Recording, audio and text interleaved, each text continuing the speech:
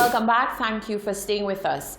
The Royal St. Lucia Police Force is appealing to truck drivers who transport sand and gravel to cover up their haul as they traverse the island's roadways. The call comes after one truck driver was spotted driving along the Groseley Highway with his sand haul being blown in the direction of motorists trailing the slow-moving truck. This, according to law enforcement, is considered littering. Rochelle Gonzalez has more. On Tuesday morning, the Hot 7 TV crew was forced to endure at least 15 minutes of an inconvenience that has long been addressed by law enforcement, yet goes ignored by perpetrators on a daily basis.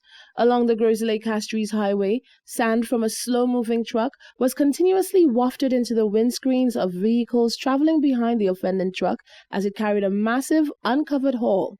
Upon inquiry into the legality of the act, Women Police Constable 773 Melville of the Royal St. Lucia Police Force read out the legislation surrounding the matter. Motor Vehicles and Road Traffic Act, Chapter 8.01 of the Revisals of St. Lucia, Section 81, Subsection 1 states, the registered owner of the driver of a vehicle commits an offense if A. Any person in the motor vehicle litters the road or surrounding land, or B. A load being carried, if not properly secured or covered on the motor vehicle, and may result in littering of the road or surrounding land. Subsection 2. A person who commits an offense under the section is liable of A. A summary conviction to a fine not exceeding 500 or to imprisonment for a term not exceeding 1 month or both. Meanwhile, Acting Sergeant in the Traffic Department, Jonathan Saint-Just, said the issue with the truckers has been ongoing for a long time. We try our best to stamp out the problem when we get the opportunity to, because we do not have men everywhere, especially when we have the outriders on the highway. We try our best to get them to stop those people and ticket them and have them cover their cargo. But with the limited manpower that we have, we try our best to do as much as we can to stamp out the problem. The truck eventually arrived at a well-known construction company in Corinth. Attempts to get a statement from a representative of the company was unsuccessful. However, Sergeant Saint-Just indicated that businesses whose drivers commit such an act can be held accountable. Once the opportunity avails itself and the police gets them breaking the law, they will be ticketed or taken before the law without any hesitation.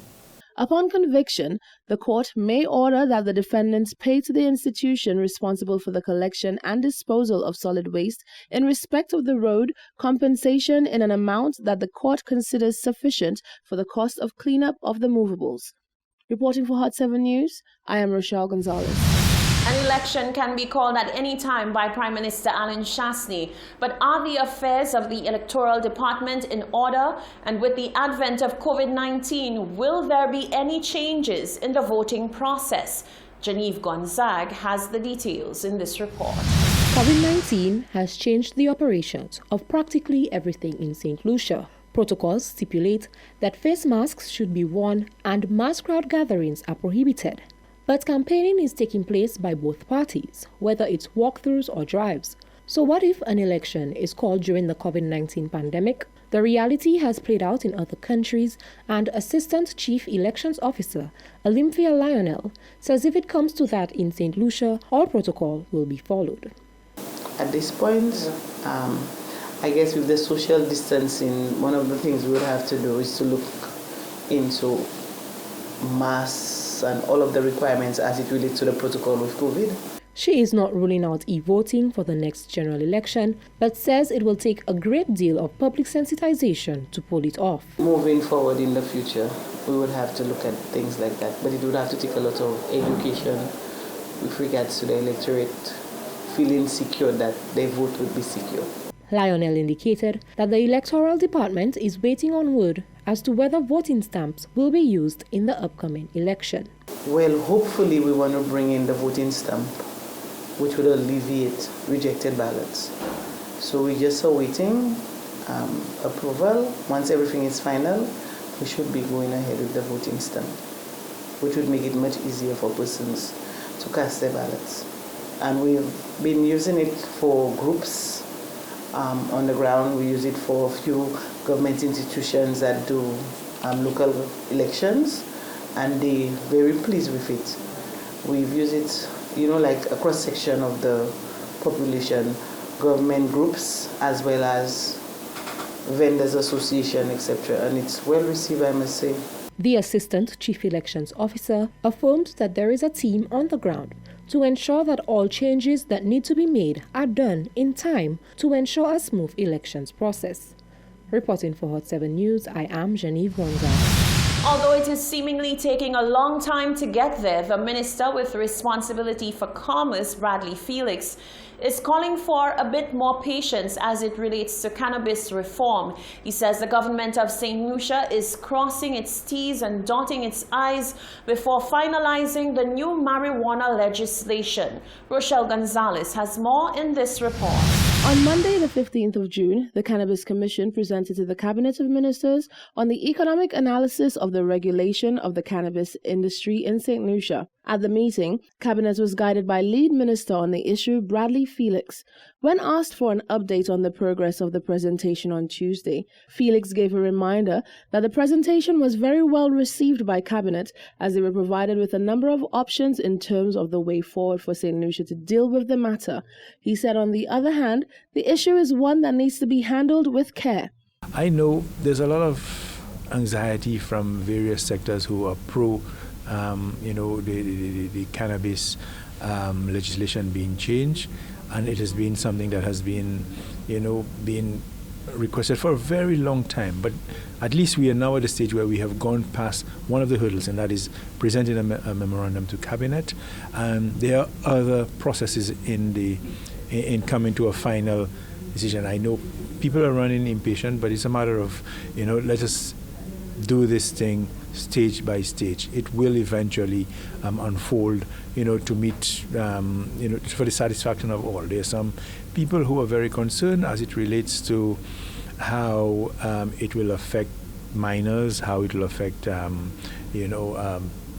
the public, in terms of public. All of these things have been addressed. Felix said the government is currently trying to get more groups on board to support the idea. One of the things that Cabinet recognized is that we have to have a new mindset as it relates to dealing with the way we dealt with the cannabis industry prior. So we must think differently. We believe there are opportunities.